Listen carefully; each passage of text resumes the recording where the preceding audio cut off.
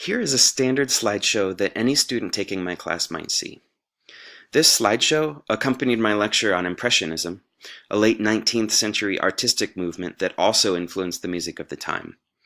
Impressionist paintings make wonderful backgrounds for these slides, but they also serve as teaching tools. For instance, I used Claude Monet's painting in the background of this intro slide to explain to the students in class how the musical elements were changing in the music. So for example, we see cool blues, greens, shades of black and white.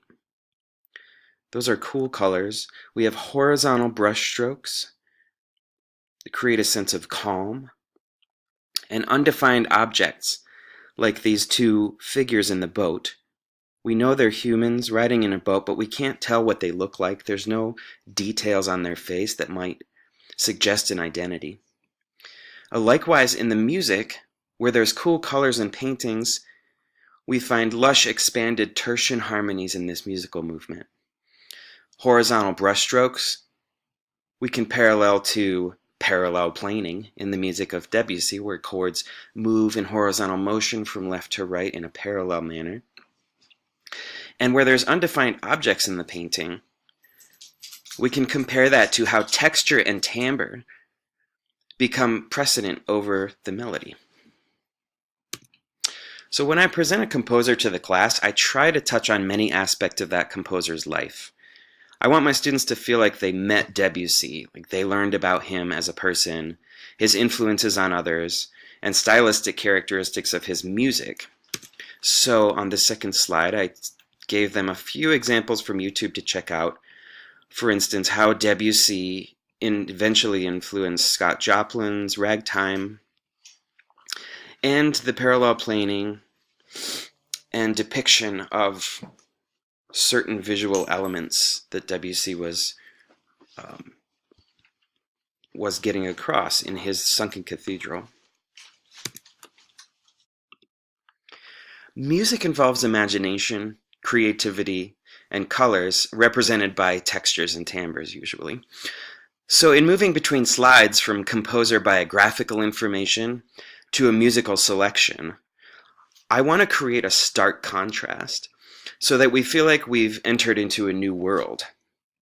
And so we can see between the Debussy bio into the first selection we listened to by Debussy, there is an immediate and sudden contrast in very plain black and gray colors to very colorful world in which this mythological creature, the faun, is walking around in the afternoon.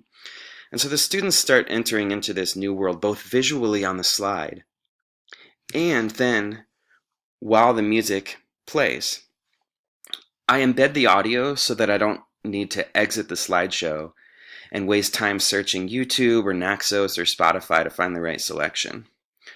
So I can just click on it and play it for the students, and it plays back. But for copyright purposes, I can't play it right now. So to reiterate this shift between worlds, we have more biographical information here on Maurice Ravel. Though he wouldn't have called himself an Impressionist, he's often grouped into the Impressionist school. A black and white photo, some aspects of his life and career and style, and then we move to his piece. And the background moves to this picture that depicts, or I believe depicts, a somber scene that goes along with the title, The Pavane for a Dead Princess. Ravel was an excellent orchestrator, so at the bottom of the slide I've included a piano version of this and then the orchestrated version, so the students can go back on their own, download this slideshow from D2L, Desire to Learn, which is the interface that I am using as an online course site, and they can compare these. They can listen to them in full and consider how Ravel orchestrated out the original piano version for full orchestra. Last on this slideshow was Mussorgsky. Again, we go to a more plain setting to seriously consider this man's life, his association with the five, And I gave a little example that he's most well known for, The Night on Bald Mountain. But when we enter his world of music, the colors change and we enter into the pictures at an exhibition. And again, I gave piano versions of these scores and orchestral versions so the students can compare. This is an example of a slideshow that would be uploaded to D2L for the students to return to and study from. But the next video will showcase a slideshow that is used in class.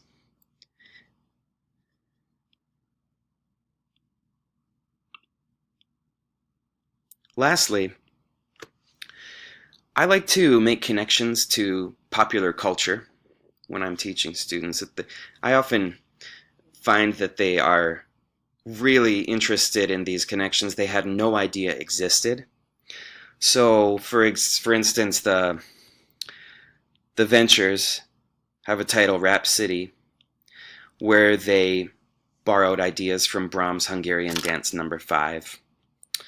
And other composers we had gone over as a class before are now associated with these popular references that the students can realize this music came from somewhere. Nothing comes from nothing.